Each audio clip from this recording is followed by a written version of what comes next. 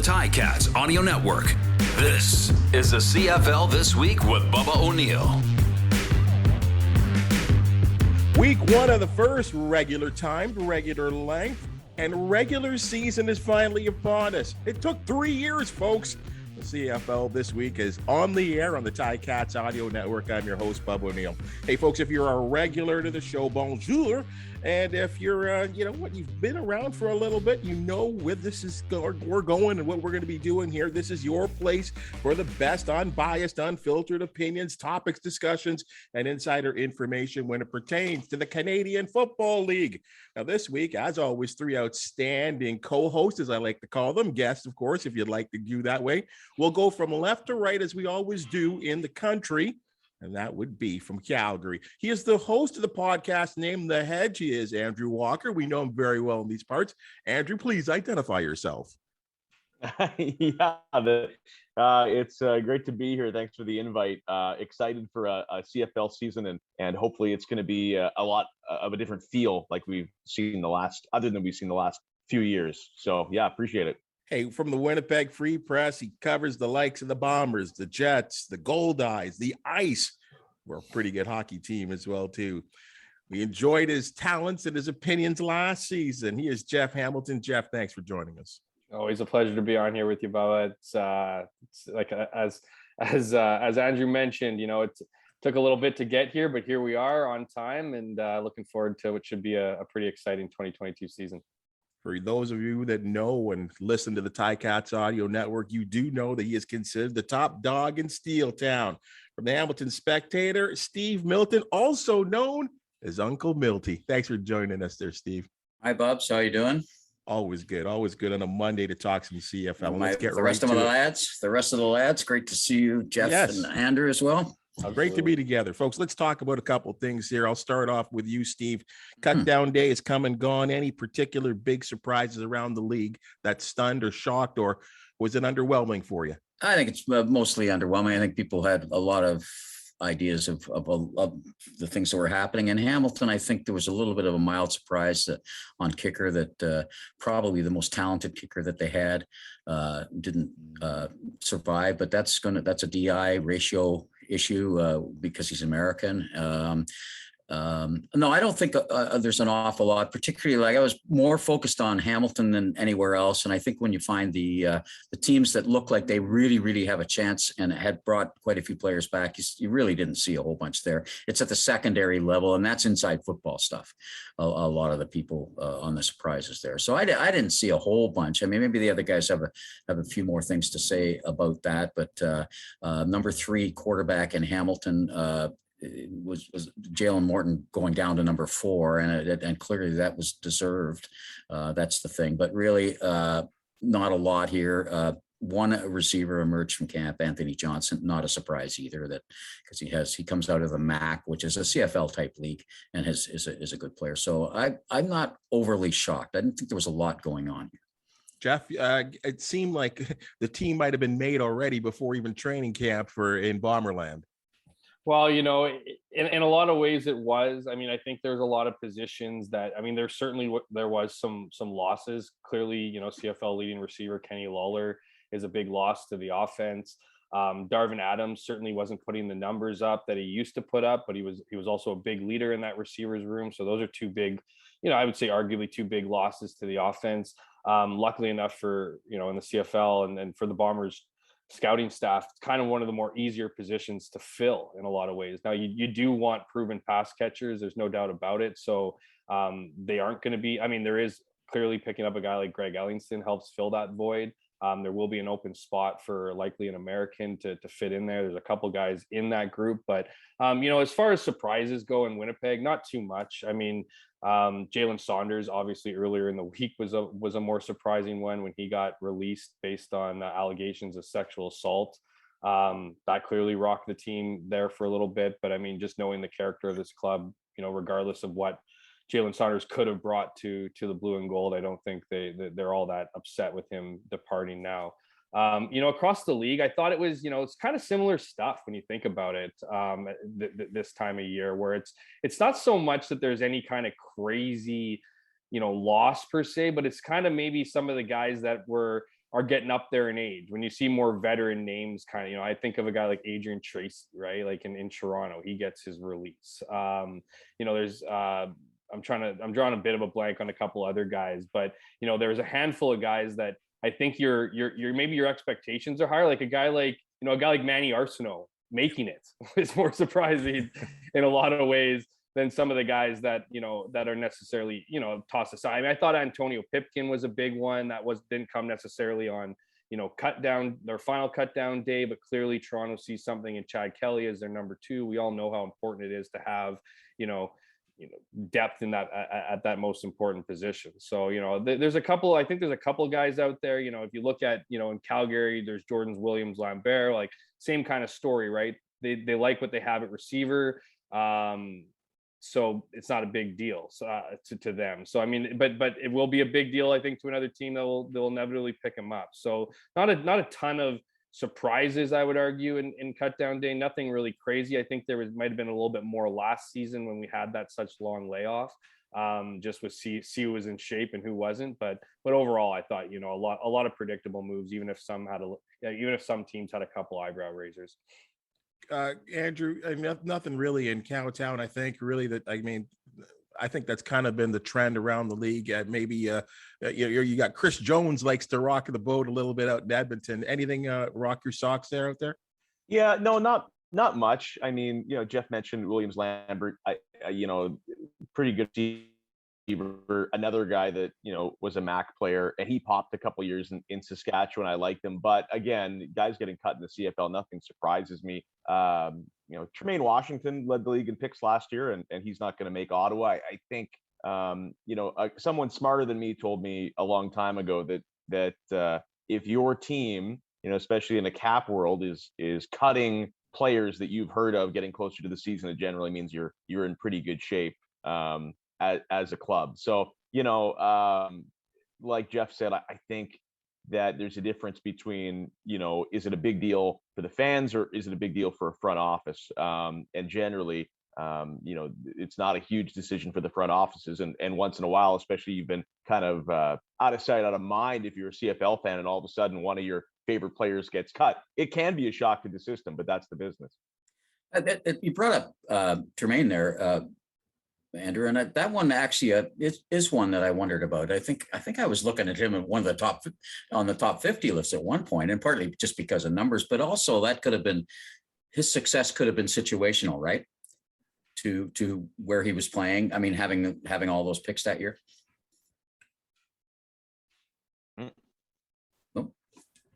Well, I was actually going to pick up on there too. I know we're on the same question here, but it kind of reminds me of a bit what happened to Winston Rose a few years back. Yes, yeah. He ended up in 2018. He led, I think, the league, not just the BC Lions, with 8 interceptions, and the Winnipeg Blue Bombers picked him up off the trash heap. Essentially, nobody wanted to sign him, so they signed him at a fair price, and he ended up turning into a CFL All-Star in 2019. So I mean, who knows what the story is with Washington? But I think it was, to your point, Milty, I think it was, I think the Lions and I guess a majority of the league, because I know he didn't have a ton of suitors outside of Winnipeg, saw it as more, situational than it was, his individual abilities. And clearly that wasn't the case.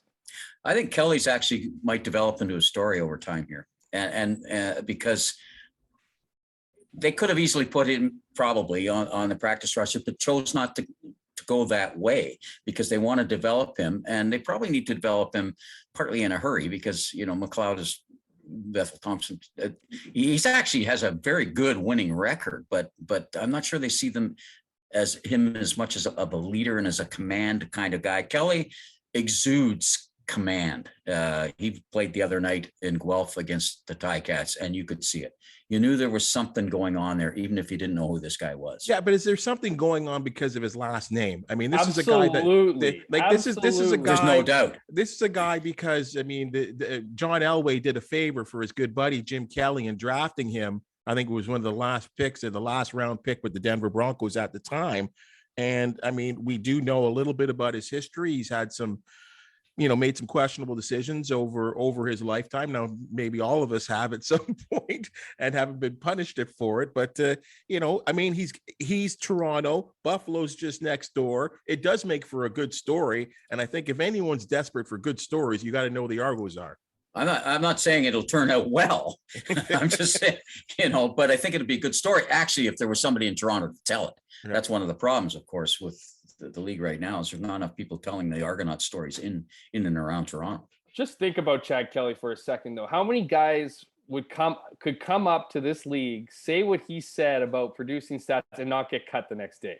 Yeah. Like very, very few, you know what I mean? There's clearly and I gotta disagree with you a little bit there, Milty, in McLeod Bethel Thompson's leadership abilities. I think they're very much impressed with his leadership abilities in that place. Well, pinball is, that's for sure. Not pinball. Speedy is, right? Totally, yeah, for sure. I'm not saying you weren't saying he was capable, but no. I do think that Chad Kelly has that confidence, right? That confidence to come in and lead the pack. Clearly comfortable in his own skin, and looks like he's just having a good time. Now, I think I call him the Johnny Football light a little bit because I think his transgressions are a little bit more palpable than maybe Johnny Football or Johnny Manziel's were. So but it's still an interesting story, and I can't help but think this. I hope he does well. I hope he can turn that organization around if he can live up to even half the expectations he's placed on himself. But we've seen this movie before, and very rarely does it have a happy ending. No, and I don't fully disagree on the McLeod thing. I mean, all he does is win, really. I think he's, but you hear stuff. Yeah. Sure. All right, guys, we had projected starting quarterbacks as we talk about quarterbacks in BC, Edmonton, Toronto, as we discussed, and Montreal. They all had playing time in their final preseason games. Now, for the teams like Winnipeg, I don't think Zach Collaros threw a pass. Even Dane Evans in Hamilton, they didn't play in that final regular season or preseason what I think you always call a tune-up. I'll start with you, Jeff. Is Zach Collaros expected to just go in there and perform like it was, pick it up like it was the Grey Cup last year? I think he's expected to do what he did in 2021 at the beginning of the season, not just at the end. And that's not have a preseason and play MVP caliber year. Now, obviously, everybody else didn't have a preseason as well, so we'll see what that is. But it really comes down to weighing out your options, right? In one instance, the Bombers kind of had their schedule thrown a bit of a wrench in it when they had their first preseason game in Regina postponed because of the players' strike. So usually starters would more often play at home. That kind of threw things a little bit, not a lot of practice time leading into that first game for Winnipeg, certainly not enough leading into the second game, as it was only four or so days afterwards. But I think the Bombers just really weighed the options. Do we need to see Zach Collaros throw, for a quarter or a half to know that he's our guy, to know he's comfortable with the offense? He's, now going to have another, training camp to figure out or whatever, or to, I guess, really to excel in. And that it didn't make much sense. I mentioned that, prior to the show, that there were also some injuries on the O-line that, they just didn't want something bad happening. And certainly, you don't want that happening in the first game, and you certainly don't want that happening in, a rookie filled roster in Regina as the Bombers closed out their preseason on Tuesday. So the Bombers certainly aren't viewing it as an issue.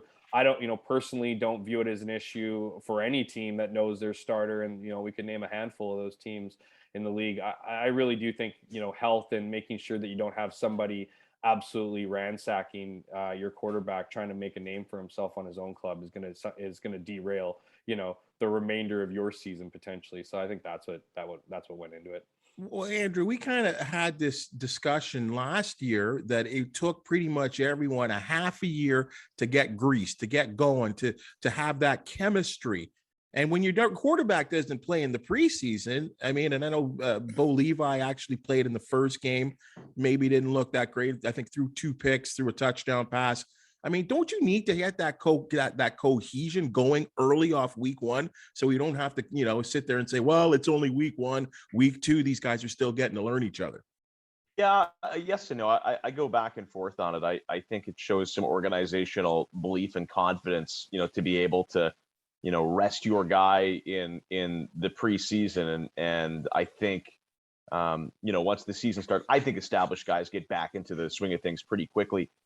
On the other side, we've, and we were joking earlier about, some of the quarterbacks that have come through this league and even as big names and have filtered off very quickly. It is a difficult league to get your feet under you and get your feet wet. And the list is long of guys that have come in and then been waived and they've been a non-story. But, how many of those guys got enough reps? How many of those guys got action in a league that they were seeing for the first time, with a few more preseason reps and a couple more quarters, could some of those guys had longer CFL careers? This is a really hard league to develop players, especially quarterbacks. So I understand these organizations, even if their starter maybe needs a few more reps, to sit him in that last week and just get a look at what you have with your second, your third, your fourth string kind of guys.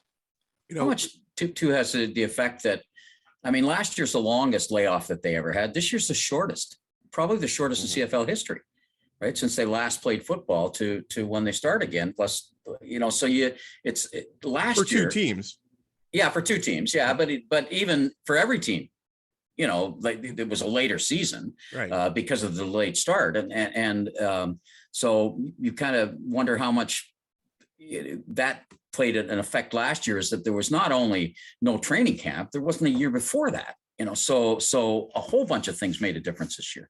Well, didn't last year just kind of answer this question for us? Yes. Guys didn't get the reps and it didn't take long to get into the swing. I know last year, the competition in the league was maybe lacking a little bit, but I don't think that was because, the quarterbacks were so lost. No. I found it interesting. I talked to a former CFL player, very well known, and he told me, over the weekend that he always wanted to get in. Like he always wanted to play a little bit in each preseason game because, there's just things you want to work out. You want to work out the kinks. You've been basically hamming it up with, defenses that are not going to hit you over, 2 or 3 weeks of training camp. And I don't know. I'm just kind of, maybe, you don't want your quarterback to get a beat down, but your quarterback could go out in the first play of the regular season and get knocked out. So and that's why I pose that question, because I feel like, based on what this CFL player told me, that these guys need to be out there, Steve.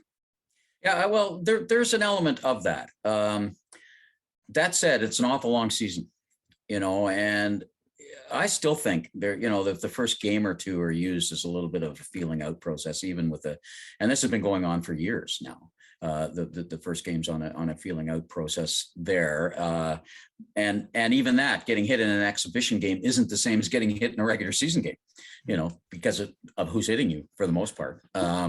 So I think that's, I think it's a consideration, but I don't think it's huge, given that it's a long season, and given the fine-tunedness of players today compared to even 10 years ago or 6 or 7. There's a fine-tunedness to it, and the players tend to be a little bit more ready in most cases, except, as you say, for that getting hit part. But because they're fine-tuned, the more you expose people to that,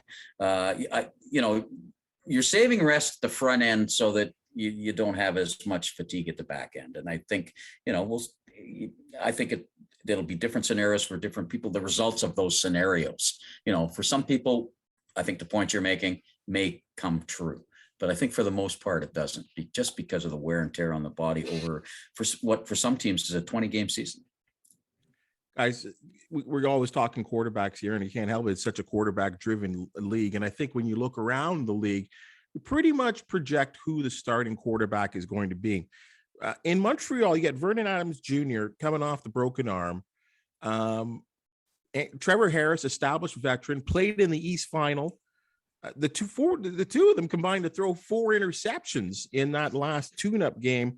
And when asked about, who his starter is going to be, and as of this time of us recording this and getting together and talking, Kahari Jones was pretty non-committal on who his starting quarterback is going to be for week 1.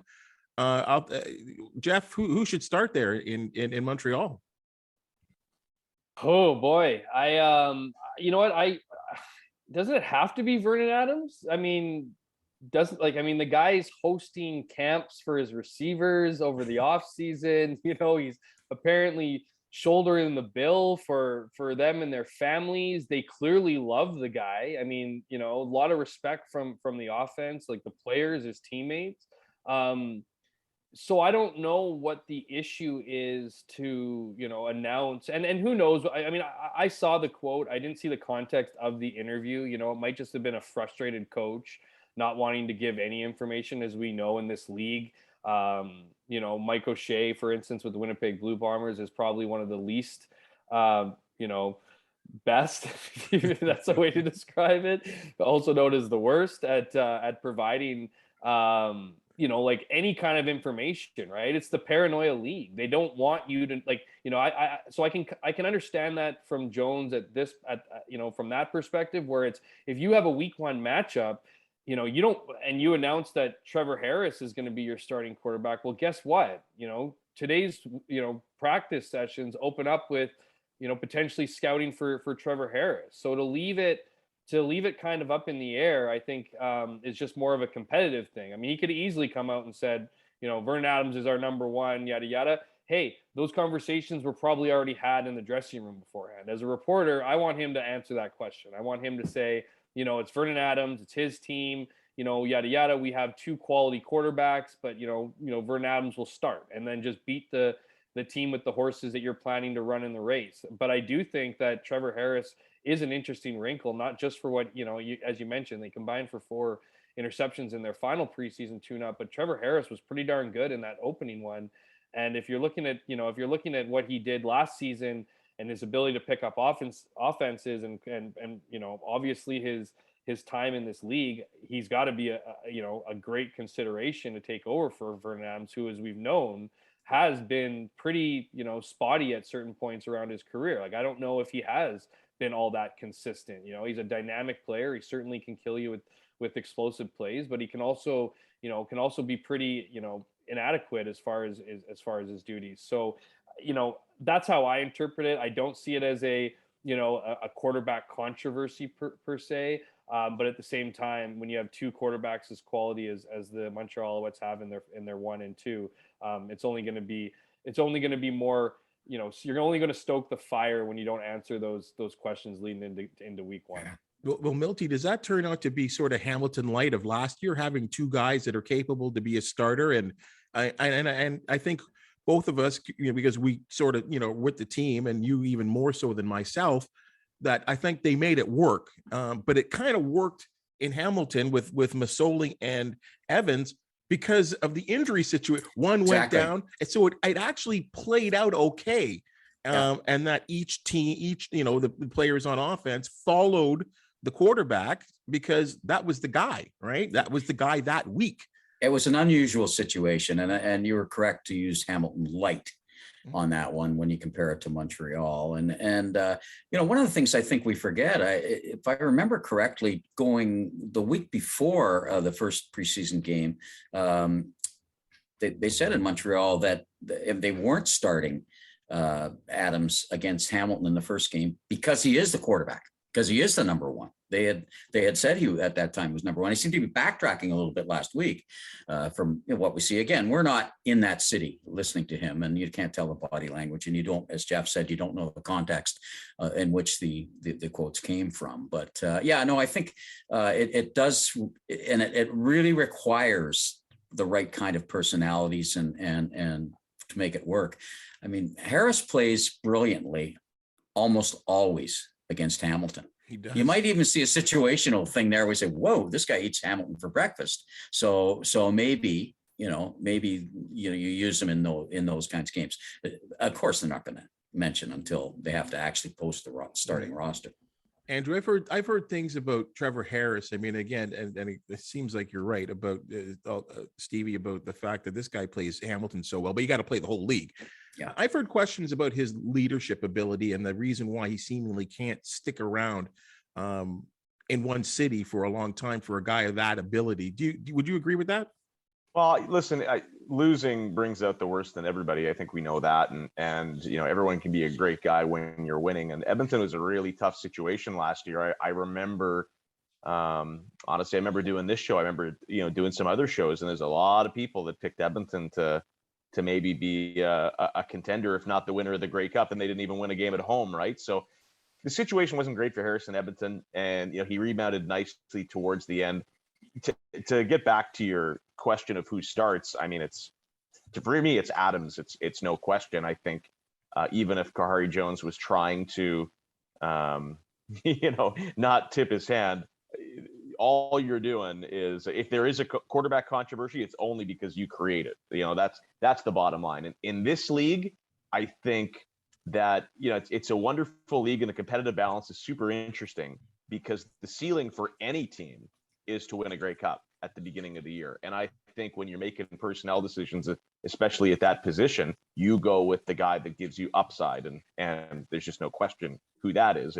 It's Vernon Adams. Now, I agree with Jeff. I think Harris is at worst an interesting wrinkle, because he's a veteran guy, because he's had success in different places, and in a small way, I think it reminds me of the story. There was an established veteran quarterback a few years ago who looked like he was at the end of his rope in Saskatchewan. It turns out to be Zach Collaros, and we all know what happened in the few years after that. Not saying that there's the same type of outlook for Trevor Harris, but it takes me back to that sequence of events for sure. Jeff, one other thing to add, Bubba, on the controversy part, I completely forgot about it. It wasn't until these other guys were talking that Vernon Adams went out on social media and was pretty public about them signing Trevor Harris, and then he had to pull that back and say, look, it just the competitiveness, the emotion got over me. So you already know there's a little bit of like, what the hell? Like, this guy was supposed to be a backup plan when I got hurt last year. He wasn't supposed to be a backup, potentially a one. I don't want to hear the words 1A, 1B, thrown around in these neck of the woods. I will say, I'll comment on the other thing on Trevor Harris and kind of him jumping around from place to place. To me, and I've talked to, former teammates of his that know him well, know him personally. And I think he's a classic case of, he's just so competitive that he can't help himself sometimes. And I think when it comes to Trevor Harris and his passion, there were instances in Ottawa, there were some instances in Edmonton where, players like you're the highest paid player by a massive margin in the Canadian Football League. So you make way more than everybody, and everybody knows it. And so when you go on your post-game, rants, if you will, and I don't mean that derogatory, everyone does it, right? When you go to your post-game press conferences and whatever, and you kind of go on a bit of a, don't really, he's the classic case, and I can't do verbatim here, but there's a number of times where he'll go on and on and on about what they're not doing. It's not us, it's not we. And then he goes, and then it starts with me at the end of it. You know what I mean? He's unloaded all this criticism on various parts of the game. And then when he's done, he goes, and guess where it starts, guys? It starts with me. And that's rubbed players the wrong way. And so they love him for his competitiveness and his fierceness. And because the guy brings fire. I mean, Milty, I don't know what your experiences are, but ask him the wrong kind of question in a one-on-one. Yeah. And he kind of goes a completely, you know what I mean? You almost have to stop him mid-answer and go, Trev, like, no one's looking to insult you here. It's just, it's just a, whatever. So he's a fiery guy. And I think that that fire is what gets his teammates to rally around him when they need to. But I think that fire is sometimes misused in, post-game pressers where guys are wondering, okay, man, like, point the finger at yourself first before you start laying a laundry list of issues with the team. There can be a little bit of Aaron Rodgers, smartest guy in the room, factor there. But, that guy in Green Bay goes, 35 touchdowns and 4 interceptions to back it up. So you got to make sure you do that. Yeah, you're hitting on a larger point there too, Jeff, with over competitiveness in quarterbacks, particularly in this league, because there are some throws that you can make that when you're over competitive, that you think you can make. And I'm speaking basically to the long, wide side generally, where you forget that the defensive back has as much room to react as the receiver does. And you can see that come into play and actual in the games, let alone all of the things around the dressing room and those kinds of things. Casey Printers had an issue that same way about that not mea culpa thing until the wrong time, right?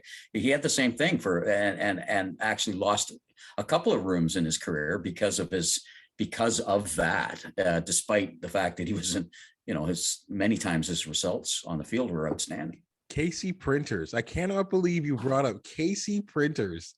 Well, just as an example, $500,000. Like they paid him $500,000, and that was what, 8 years ago? It's crazy. Yeah. Well, and he didn't last very long because as Jeff was alluding to, he never knew when to say us and when to say I. So had him confused. Milty, I'll come right back with you on this one here. I mean, I think Hamilton was they'll never admit to it. Coach O will never admit to the fact that there was a little bit of pressure on the Tiger Cats because they were hosting the Grey Cup. They were a team that was a competitive team that could make the Grey Cup. They got there and they lost the game. Yeah. So I think there was a little built-in pressure in 2021 for that. But I will look during the season, particularly. Yes. Yeah, during the wide scope here going into 2022, which club is under the most pressure to get and win a Grey Cup, get to the game and win it? Well, it'd be Saskatchewan, wouldn't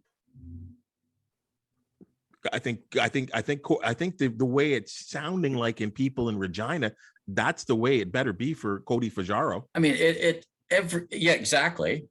From the quarterback situation, but every team that hosts the Grey Cup that also had a pretty good team the last year. I mean, Saskatchewan's a really good team, so there's an awful lot of pressure on them to get there. And because the last time they hosted the Cup, they were there, right? And Hamilton has been there, and it's a little. It seems like there's a little more, given the history of the Grey Cups and who gets in and who doesn't, and that's generally not the hosting team, but there's been more of that.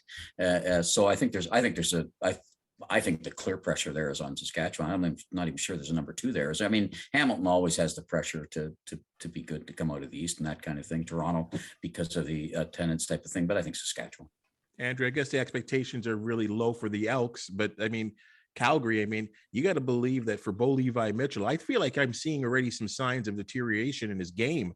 Is this the one last swing here for Bo Levi Mitchell, one of the higher paid guys in the league, and the Calgary Stampeders?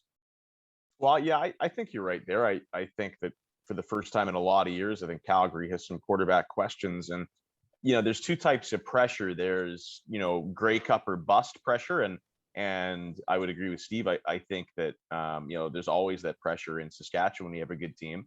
And then the other side of it is hey, like we just want to get back to having a solid team and a solid franchise pressure with a good start. And I think both Calgary and Edmonton are very interesting. And especially, when you look in the fan base, what have we been inundated with in Alberta the last couple of months? Well, the Flames and the Oilers have been playing playoff hockey, the Battle of Alberta. There was a lot of entertainment dollars, I think, and fans that went towards that. So there's a lot of pressure in both markets. If Calgary starts 0-3, if Edmonton starts 0-3, and it looks like it's going to be a repeat of last season, fans are going to disappear really, really quick. So I think there's a lot of pressure on both those markets to get off to good starts. And Edmonton, they've been doing a lot of good things, off the field, and Victor Cooey comes in, and the whole rebrand, I think, was such a success. And so here they are, they're ready to hit the ground running. They're going to need a couple of wins after going winless at home last season. Jeff, is there such a thing as pressure to be on the three-peat?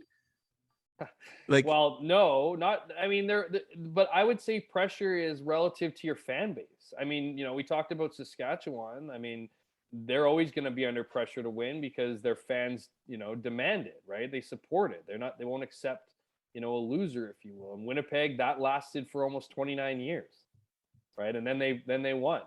And then so that pressure got, alleviated for sure. And then there was pressure going into 2021. Well, hey, this is easy. Like these guys, know how to do it. And then they delivered it then. Do I feel like there's a lot of pressure to three-peat?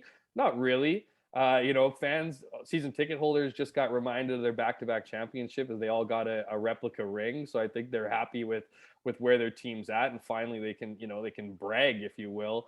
For decades they couldn't. So but I look at, you look around the league, and I think, pressure really is relative. You can want to look at Edmonton. Well, there's pressure under a new regime to get things done. I mean, last year was awful. Now Chris Jones is there. He's supposed to be the fixer of all things. So there's pressure in Edmonton. There's pressure in Calgary. You know, as Andrew alluded to, with just being, you know, for a long time, it was the Stampeders' way. Like it was every, you know, and they haven't been in 2 Grey Cups over 3 years. So it's been a while for them. So there's pressure on them to return, right? Jeff, I mean, they haven't won a playoff game since 2018. There you go. For that franchise, that's a long time. That's an eternity. It might as well be 29 years. And then you look around, you know, I really do think there's a lot of pressure on Saskatchewan just because they have a quality team, because they're hosting the Grey Cup. But I don't know, Milty. You know, that's a rabid fan base out in Hamilton. You know, they're hungry. I mean, 1999.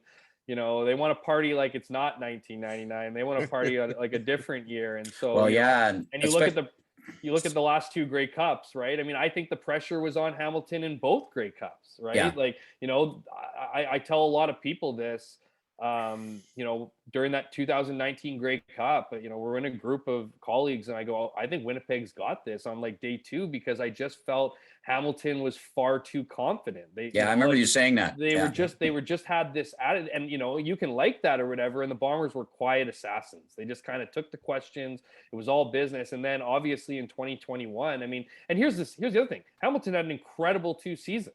I mean, they were the class of the league in both, you know, maybe not in 2021. The Bombers, you know, end up winning that title, but certainly in 2019, I mean, they were rolling over people. So, you know, a lot of great things are happening in Hamilton. You know, the fan base is, like I said, is up there with all the other, you know, top fan bases. It's just, you need to get that championship, and to get to do it twice in a row is just, it almost makes it tougher. Not just twice in a row. I mean, I was reminded of this the other day because Hamilton went back to playing Guelph, and people remember that in 2013 they played their whole season in Guelph, and they didn't even have their own training grounds, any of that kind of stuff. It was one of the most unusual seasons in Grey Cup, but they made the Grey Cup that year. So that, including that year, there's been 8 Grey Cups up until now. They've been in half of them. Yeah, they've been in 4 of them, and they've lost them all. But they hadn't been in one for, I think, something like 12 years or 13 years before that. So I think the pressure in 2019 of the Grey Cup, even though it was on the road, was about the fact that if they win, they were going to be, first of all, they'd had that incredible season, hadn't lost at home, 15 wins, franchise record by a mile. That is the greatest team in Hamilton Tiger Cat history if they win the Grey Cup. I mean, and I don't think it would have been disputable. They aren't in the conversation about that now, because you can't be unless you win the Grey Cup. So there was some, and then last year the pressure was to get to the Grey Cup, I think. And then once you were there, I mean, that game was they make 1 of 6 plays in the final, or they have 5 or 6 minutes, or they have a proper kicker. Or that's one of the plays. That was one of the plays. You know, if they make 1 of those 6 plays, they win. I mean, if they catch that ball in the end zone, catchable ball, you have to make that catch under those circumstances. People talk about the single that they gave up. To me, that was like number 5 or 6 down the list. It's 2 bad punts. They were, you know, all kind of the first single where he touched it, where, you know, all of those kinds of things are ahead of that giving up the single. But they were right there. I mean, that game was right there. I mean, they responded, I thought, fairly well to that pressure. They were right there. Look at the march they had to get down the field at the end, and they throw a catchable pass that the guy makes a great play on it. But you have to make a better player for the defender. The ball to Acklin. The ball to Acklin. Yeah. Well, you know, Andrew, let me throw this to you, because Jeff won't give me anything on this one here. What's that? I mean, you as a general manager, you let Andrew Harris go, the undisputed best running back in the Canadian Football League, and your top receiver. I mean, sometimes we see this in hockey. We see this in every sport, where general managers seem to believe that, we don't need this guy. He's getting on age, and I think we got a guy that can replace this guy. Have Winnipeg gotten a little cocky? Boy, it's a good question. Football, more so than any other sport, right? I think the best attribute of a general manager is realizing the situation. You know, we talk about this with Bill Belichick all the time. You know, realizing the situation and knowing when to cut bait on guys. It's a cruel business. You know, Andrew Harris has he's been lucky enough that he's been an elite CFL running back for a long time, which is an anomaly. It does not happen very often that you're that good that late in your career. It sucks. It sucks for fans to see their favorite players go. Growing up in Saskatchewan, we went through this with a lot of good guys too. Fans are mad when Narcisse moves on, when Bobby Jurist moves on, all that. You gotta know when to cut bait. That's why they're the bosses. Doesn't mean everything they do is perfect, but we'll see. This year with Winnipeg, did they time it right? Jeff? I will say this, Bubba. So, I don't know if it's cocky, but maybe it is confidence in a certain way. I mean, let's face it. Andrew Harris and Mike O'Shea went head-to-head over the offseason, and Mike O'Shea had his way, essentially. And so did Andrew. Ultimately got his way. He's the highest paid running back in the CFL. What they wanted from Andrew was a commitment to work out, a commitment that you were going to come back and be an example. That wasn't the case in 2021. Now, Andrew figured it out near the end of the season, certainly helped them win that back-to-back cup. But as anyone will remember, got injured on the first day of training camp and got injured again over the season because he didn't put the work in during the offseason. So Mike O'Shea's a big trust guy. He's a big guy that no one's bigger than the team. He's created that culture there, that winning culture. It's taken him years to establish it. He wasn't going to want it. He didn't want it to come down, over one player. Now, that's not to suggest that he didn't lose a lot of sleep over losing Andrew Harris. There's absolutely no doubt in my mind that it was a painful process for Mike O'Shea to ultimately, and I don't even think he made a decision. I just think he waited so long in his decision-making that Andrew Harris was just like, enough's enough. These teams are calling me. I'm going to sign it in all power to Andrew. Kenny Lawler's a bit of a different story.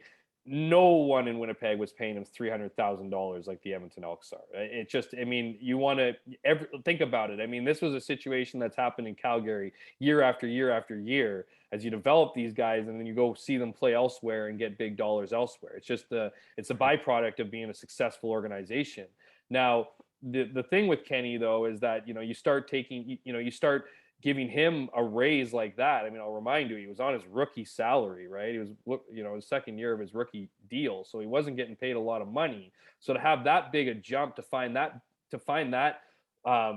pocket of money elsewhere when everybody else is asking for, or in a lot of cases getting, somewhere between a minimal raise or, a significant raise. Again, nothing to the degree that Kenny would have got had the Bombers matched that offer.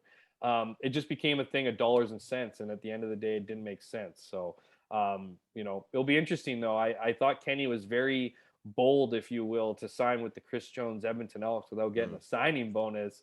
But all signs suggest he'll be the number one receiver in week one and be a big part of that offense. But man, if I was him, I wouldn't have been feeling all that comfortable getting into training camp when anything can happen. Bubba, to go back to the Harris thing for a second, my opinion is definitely kind of pro O'Shea and pro Winnipeg on this thing. I think there's always a time to cut bait.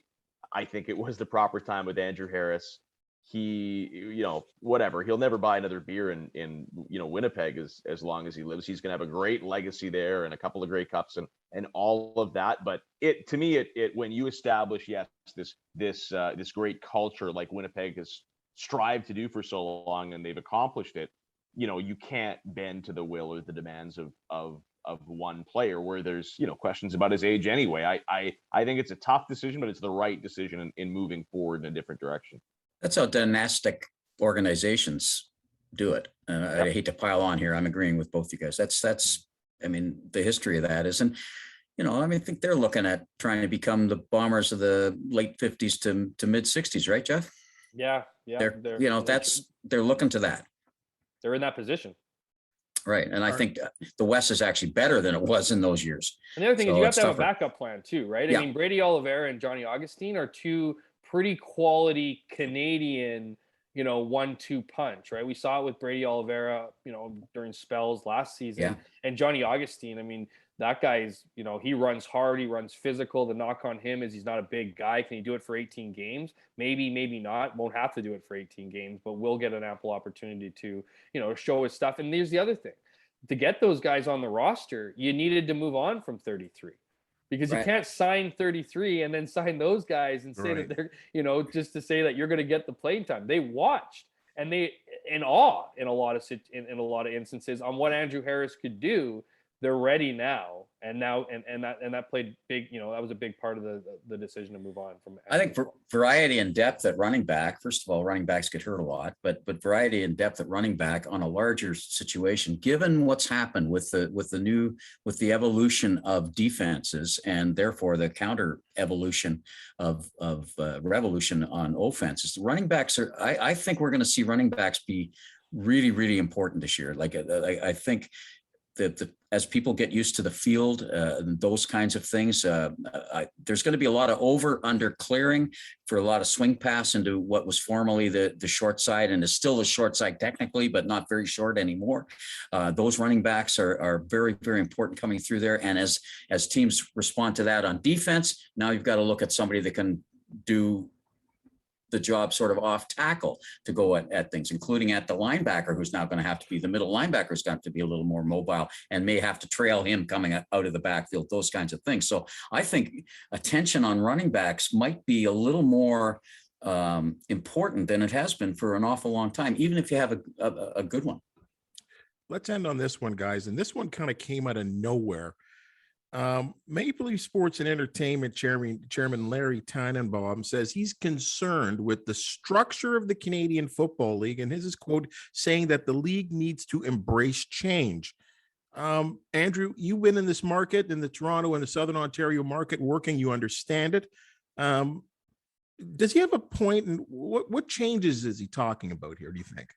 Yeah, he's not wrong. I feel I've had this conversation, you know, a million times over the last 10 years. And I think we're talking about the same things again. I think we continue to look at a, you know, possible additional team in the league. You know, I think with Larry, you're maybe talking a lot about the way this league is presented and broadcast, and TSN has carried it for so long. I think we're getting to the point where monopolies are bad. I'd love to see personally, you know, the league media spread out in a greater extent and getting more national coverage.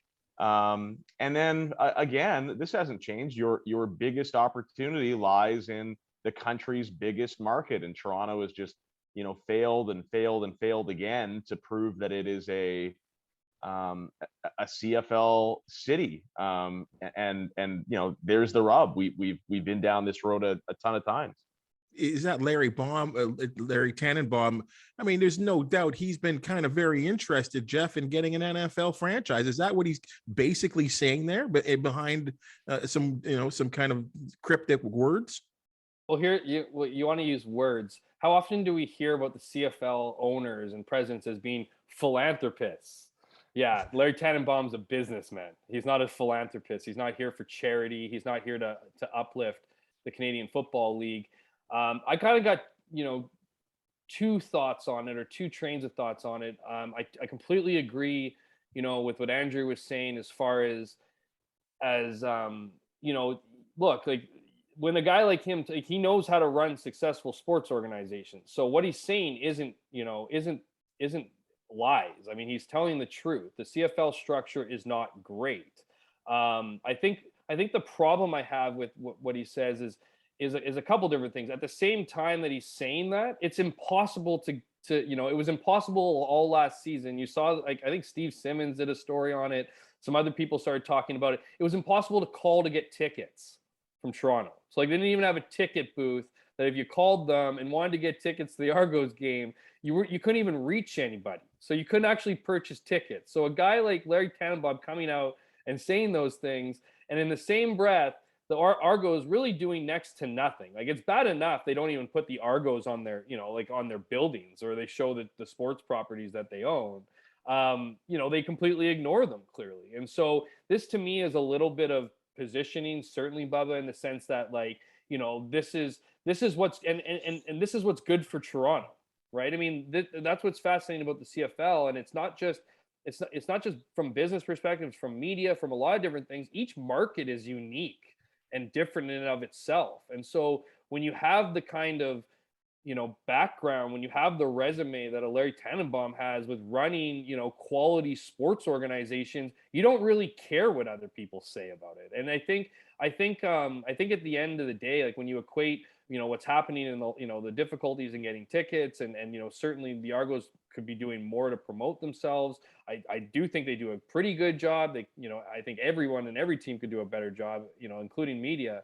But I would say it's just a bit of one of those things where this has been a vision for MLSE, either to join XFL, either to, bring NFL to the city eventually. And this, the comments to me, and what I thought was great was that I can't believe he does interviews. That's proof that he does interviews, because for a lot, I never seen him quoted talking about the Argos or doing any interviews about this. Meanwhile, the number one question has been, how do you grow the game in Toronto for how many years? I mean, that's literally the question every season.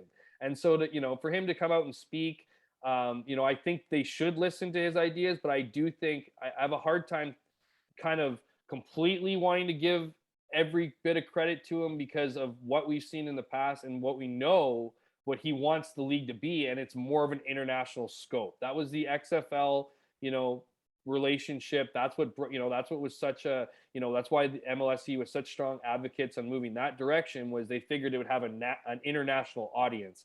Whereas the CFL has been trying to build an international audience, but the reality is their national audience is what's paying the bills right now. And I just think those two beliefs in where this league should go kind of comes out in those kind of comments. They haven't figured out who to market to. Sorry, Steve, I thought it was really interesting in the article in the Globe and Mail that he actually, I'm not going to go as far as to say drove a wedge, but he was clear to identify that, the teams that are corporately owned, the teams that are owned by communities, that they're run completely different. And he said that's an issue. That's a problem. Well, it's an issue partly because of what he focused on, which is franchise value.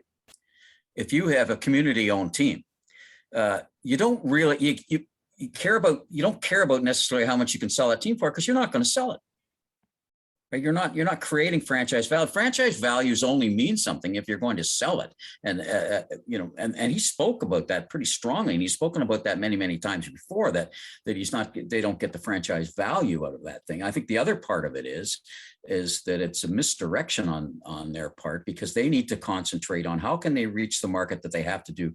Hamilton has, even though that when Bob Young took it over as an older market, it was of a certain age group, which is the CFL problem. But Hamilton's changed very, very, very subtly and over a long period of time to go to a younger type thing. They're the first ones to go to social media. You saw that reflected once Ottawa built their stadium after they'd seen what Hamilton was going to do. All of those kinds of things, the way the social media Grey Cup. Now, we don't know what the pandemic effect is going to be long-term on what they call social viewing, which is that freelance form of viewing wherever you are. I mean, at any one time in Hamilton, 4,000 people are not watching the game, not directly, but they're looking at some kind of screen, either in the stadium or their own. And they're encouraging that because that's a future. That's who Toronto has to get. If they could only get 10% of the people, 5% of the people who can walk to that stadium, given what's in down, who can walk to that stadium and do it that way. And they're all younger people, they're 30s, in their 20s, 30s, and 40s. And they cannot seem to penetrate that. They haven't found a way to make it cool. And I think it takes some excess of big ideas. Jeff hit it right on the head. I mean, you got to start with the basic things. Can you get tickets, right? And how do you make it easy for those types of people? And I just don't think they've invested in the right kind of, not marketing, but maybe staff. I'm not sure the number of people that they need. I'm not criticizing anyone person on that staff. So those are the things that are, I mean, he's right in this sense. The rest of the CFL, other than in Montreal and BC, have never really understood why it's important and why it's so hard in Toronto, but why it's so important. And it's because that's where the people and the money is. I mean, that's where the corporate money is, and that's where so many of the people are, the eyeballs are. So, and of course, the Argos TV viewership belies what happens at the stadium. I don't get it. I really don't get it, because once you've gone to that game at that stadium, even if there's only 10,000 people in there, it's loud. The sight lines are absolutely fabulous. And I don't understand why you can't build on that. Maybe that's why I dropped out of business school, because I'm no good at this stuff. On Tannenbaum's comments too, I forgot to mention how much the timing was interesting. Yes. Because, it came shortly after the CFL changed their board of directors, their leader. So Scott Banda, a Regina guy or Saskatchewan guy, took over for Lastman, for Dale Lastman. And anyone knows who Dale Lastman is. He's the director of Maple Leaf Sports and Entertainment.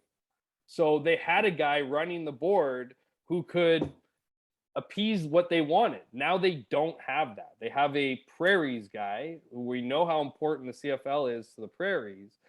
And so now the structure sucks. Could you imagine if the structure sucked and his guy was the leader of the CFL Board of Governors?